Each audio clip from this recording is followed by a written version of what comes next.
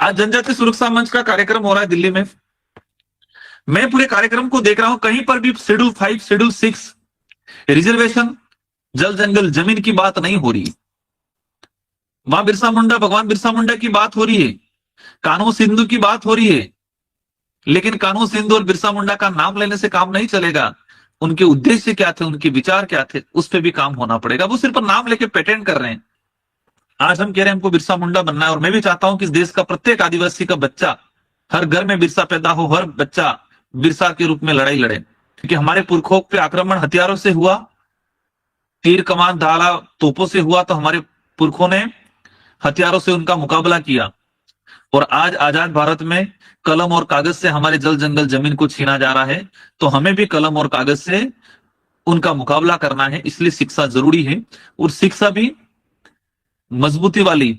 आज के कार्यक्रम में मैं सुन रहा था, और उनके जो दिल्ली में बड़े बड़े होर्डिंग लगे हुए हैं, देश लेवल पे जो प्रसार प्रचार किया गया, तो जनजातीय सुरक्षा मंच जो बीजेपी से रिलेटेड है, और आज देख रहे होंगे सारे बीजेपी के पदाधिकारी, बीजेपी के मंत्री, बीजेपी के विधायक, बीजेपी के पदाधिकारी, आरएसएस के पदाधिकारी सब मिलकर कार्यक्रम कर रहे हैं। उसको टाइटल दिया आदिवासी का। लेकिन मुझे कई, क्योंकि जितने आदिवासी समाज से गए हैं, जो बीजेपी से प्रभावित हैं, बीजेपी से जुड़े हुए, वही लोग ही गए, आम आदिवासी नहीं गया है। उसका टाइटल उन्होंने 3 वर्णों का निर्माण किया आज, नगरवासी, ग्रामवासी और वनवासी। तो नगरवासी वाले लोग, मैं इनको स्पष्ट कह देता हूं कि नगरों की, आप कहते हो कि आदिवासी वनवासी है, मतलब वो आदिवासी कहना भी पसंद नहीं करते। इनके पूरे बैनरों में, पूरे मंचों पे आदिवासी शब्द कहीं उपयोग में नहीं आया। उन्होंने जनजाति और वनवासी शब्द का अधिकतर उपयोग किया है।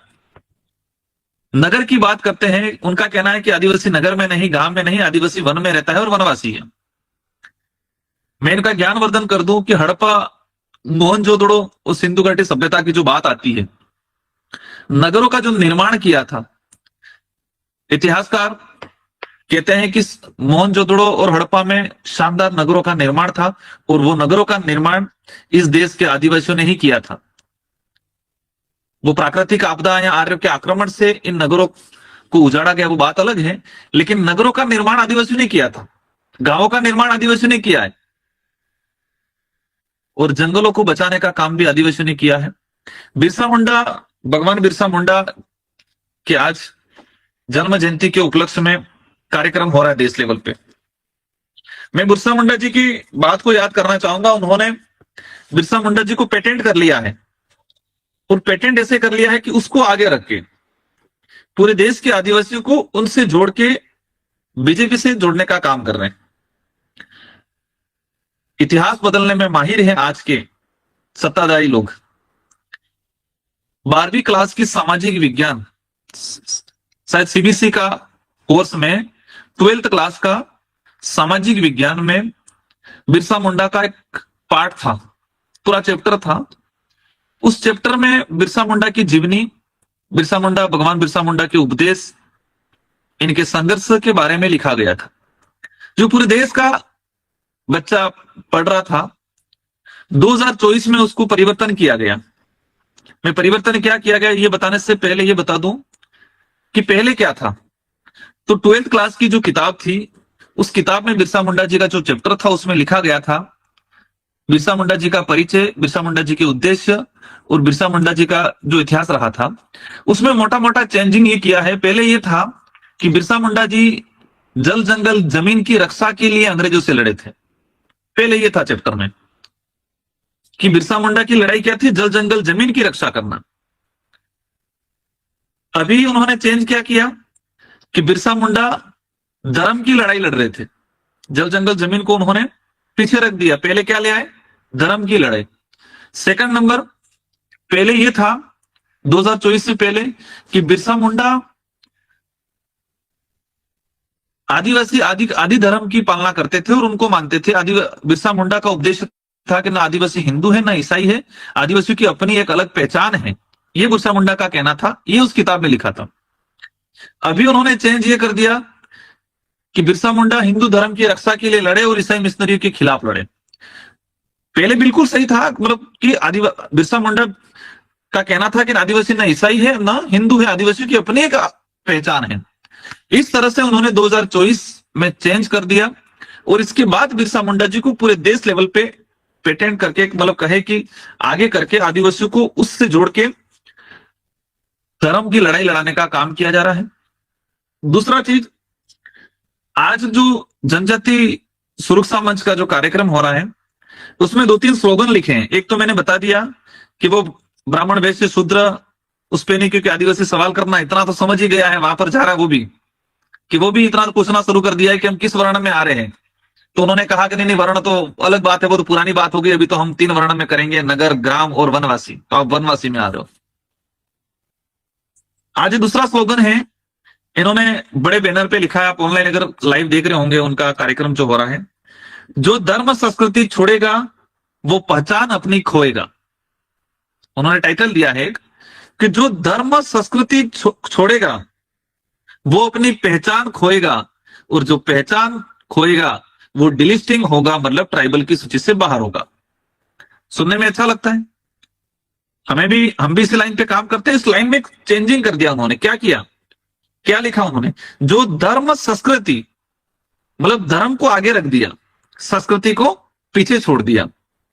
और आप सभी साथी जानते हैं कि संस्कृति से धर्म का निर्माण होता है, न कि धर्म से संस्कृति का निर्माण होता है।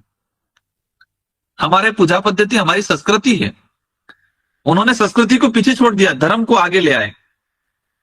हम कहते हैं कि जो हमारी पूजा पद्धति हमारी संस्कृति को छोड़ेगा वो अपनी पहचान खोएगा, हम ये बोलते हैं। उन्होंने कहा है कि जो धर्म और संस्कृति, मतलब धर्मों को छोड़ेगा, तो धर्म को आगे ले आए हैं। आज जिस तरह से शब्दों की मार में हमें मारा जा रहा है, वो भयंकर तरीके से मारा जा रहा है। मुझे कई बार मैं चिंतित होता हूं, सोचता हूं कि आदिवासी समुदाय का इतिहास हम देखते हैं तो आदिवासी समुदाय बहुत विवेकशील था, सोचने समझने की क्षमता बहुत शानदार थी, सही गलत का फैसला करने की ताकत थी हमारे अंदर। और इसीलिए हम लोग, भले वो मुगल हो या ब्रिटिश हो या जमींदार राजा रजवाड़े हो, उनसे नहीं डरे, उनसे लड़े, तर्कों के साथ तार्किक लड़ाई भी लड़ी और हथियारों की लड़ाई भी लड़ी। लेकिन आज आजाद भारत में हमारे समाज को मानसिक रूप से इतना अपंग बनाने का काम किया जा रहा है, और मानसिक रूप से अपंग बनाने का सबसे बढ़िया साधन है उनके पास, वो धर्म है।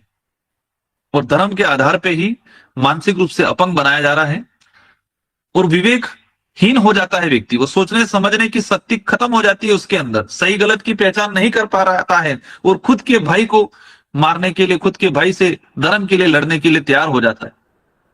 आज जनजाति सुरक्षा मंच का कार्यक्रम हो रहा है दिल्ली में। मैं पूरे कार्यक्रम को देख रहा हूं, कहीं पर भी शेड्यूल 5, शेड्यूल 6, रिजर्वेशन, जल जंगल जमीन की बात नहीं हो रही। मां बिरसा मुंडा, भगवान बिरसा मुंडा की बात हो रही है, कान्हो सिंधु की बात हो रही है, लेकिन कान्हो सिंधु और बिरसा मुंडा का नाम लेने से काम नहीं चलेगा।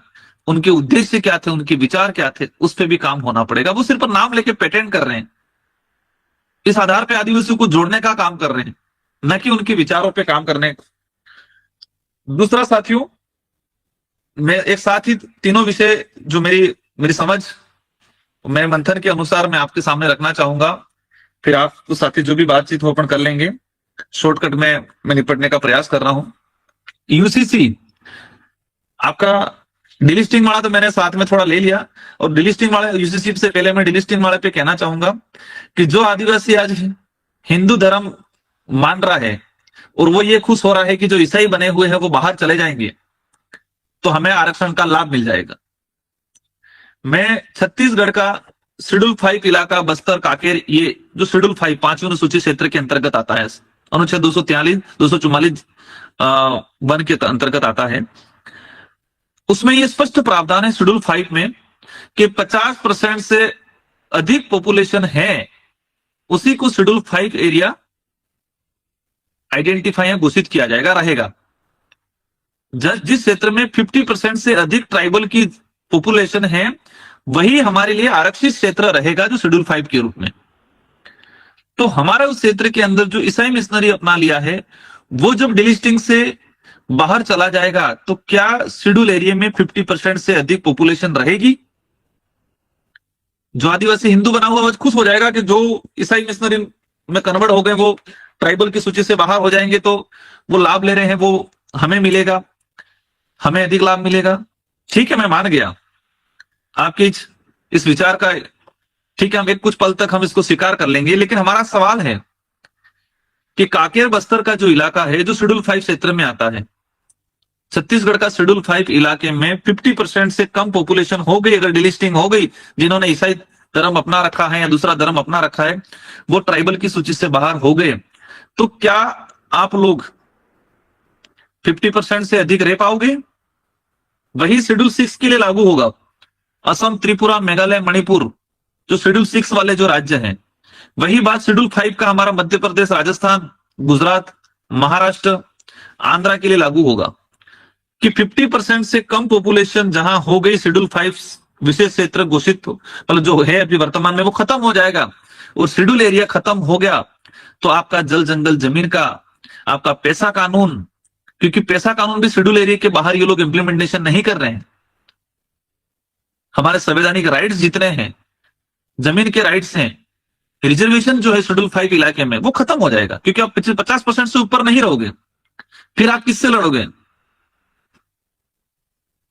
उसको बचाने की हिम्मत नहीं रहेगी, क्योंकि उस लायक हम नहीं रह पाएंगे, क्योंकि तब तक हमारा एक और एक दड़ा हिंदू आपस में लड़ लड़ के खत्म हो जाएंगे। देश आदिवासी इलाका जितना है, उस इलाके में जलेगा पूरा। और ये लोग यही चाहते हैं कि जिस देश का मूल मालिक, जो अपने आप को मूल मालिक कहना शुरू कर दिया है अभी, उनको वापस उलझा दो, वापस लड़ाना शुरू कर दो, ताकि उनकी ही लड़ाई में ये लोग खत्म हो जाए और इस देश को ये लोग बर्बाद कर दे और आदिवासियों को उजाड़ दे। पहले हथियारों से हमारे समाज पे अधिकार या आक्रमण होता था, अभी ये दिमागी तौर पे आक्रमण कर रहे हैं। इसलिए मैं कई बार कहता हूं कि हमारा समाज अगर कहीं रस्सी से बंधा हुआ होता, किसी बाड़े में होता या रस्सी से बंधा हुआ होता, तो उसको हम छोड़ के ले आते, प्रयास करते। लेकिन हमारा समाज दिमाग से बंधा हुआ है, मानसिक रूप से बंधा हुआ है, मानसिक रूप से गुलाम किया जा रहा है। और जो व्यक्ति, वो जो परिवार, जो समाज मानसिक रूप से गुलाम या दिव्यांग हो जाता है, उसका समाधान नहीं हो पाता है, और वो जो समझाने जाता है उसको ही लड़ने आता है। इसलिए साथियों, हमें मानसिक रूप से मजबूत रहना है, तर्क वितर्क विवेकहीन नहीं रहना है, विवेकशील होना है, सोचने समझने की शक्ति विकसित करनी है, और वही इसी वो सोचने समझने की शक्ति शिक्षा के आधार पर ही होगी। आज की लड़ाई, आज हम कह रहे हैं हमको बिरसा मुंडा बनना है, और मैं भी चाहता हूं कि इस देश का प्रत्येक आदिवासी का बच्चा, हर घर में बिरसा पैदा हो, हर बच्चा बिरसा के रूप में लड़ाई लड़े। लेकिन बिरसा मुंडा ने तो अंग्रेजों से, जमींदारों से, हथियारों से लड़ाई लड़ी, क्योंकि वो लोग भी हथियारों से हमारे समाज को खदेड़ने का काम, लूटने का काम करते थे। हमारे जल जंगल जमीन की छीनने का काम वो हथियारों के दम पे करते थे। तो हमारे पुरखों ने भी हथियारों के दम पे उनका मुकाबला किया और कई हद तक जीती हासिल की। उसी का नतीजा है शेड्यूल 5, शेड्यूल 6 रिजर्वेशन सारे हमें प्रावधान मिले ब्रिटिश काल के दौरान ही। लेकिन आज के हथियारों से हम पे आक्रमण हो रहा है। आज के समय में कलम और कागज से हमारे पे आक्रमण हो रहा है, और उस आक्रमण से बचने के लिए, हमारी रक्षा करने के लिए हमको भी कलम और कागजों से पड़ेगी, क्योंकि हमारे पुरखों पे आक्रमण हथियारों से हुआ, तीर कमान धारा तोपों से हुआ, तो हमारे पुरखों ने हथियारों से उनका मुकाबला किया। और आज आजाद भारत में कलम और कागज से हमारे जल जंगल जमीन को छीना जा रहा है, तो हमें भी कलम और कागज से उनका मुकाबला करना है। इसलिए शिक्षा जरूरी है, और शिक्षा भी मजबूती वाली, सही वाली, क्योंकि पाठ्यक्रमों में भी ये लोग संशोधन कर रहे हैं। जैसे कि मैंने बिरसा मुंडा जी का जो पाठ्यक्रम चेंज किया, उनका चैप्टर जो चेंज किया, उसके बारे में आपको बता ही दिया है। डिलिस्टिंग से नुकसान होगा भारी। मुख्य बात समझे, रिजर्वेशन तो ऑलरेडी इन लोगों ने खत्म कर दिया। आज आप देख सकते हो निजीकरण हो रहा है, हर क्षेत्र में निजीकरण हो रहा है, ना के बराबर रिजर्वेशन रहा है। मैं जहां तक समझता हूं, हमारी मूल लड़ाई है जल जंगल जमीन की लड़ाई है, और जल जंगल जमीन की लड़ाई तभी हम लड़ पाएंगे कि इस देश का आदिवासी एक मुस्त, एक साथ रहेगा। और डिलिस्टिंग की बात आते ही आदिवासी आपस में बढ़ जाएगा, तो आपस में अपनी पहचान बचाने के लिए लड़ेगा, या आपस में अपने श्रेय के लिए लड़ेगा, तो जल जंगल जमीन की लड़ाई भूल जाएगा। तो डिलिस्टिंग से काफी बड़ा नुकसान होगा। और आप एक ये भी समझ सकते हो, अभी असम और पश्चिम बंगाल में चुनाव था। असम के अंदर सारी ट्राइबल सीटों पे बीजेपी को जीत हासिल हुई, एकमात्र सीट छोड़ के। पश्चिम बंगाल में शायद 13 या 14 सीटें थी ट्राइबल रिजर्व सीट, सारी सीटों पे एक तरफा बीजेपी को जीत हासिल हुई। मैं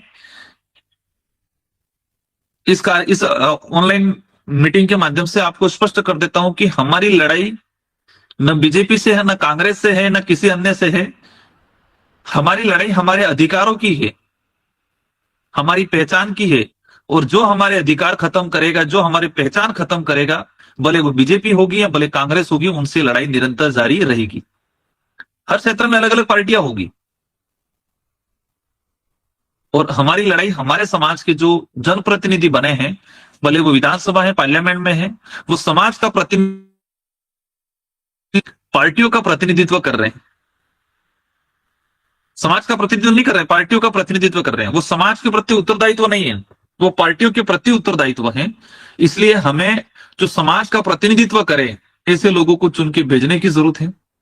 जो समाज के प्रति उत्तरदायित्व रहे, न कि पार्टी के प्रति उत्तरदायित्व रहे,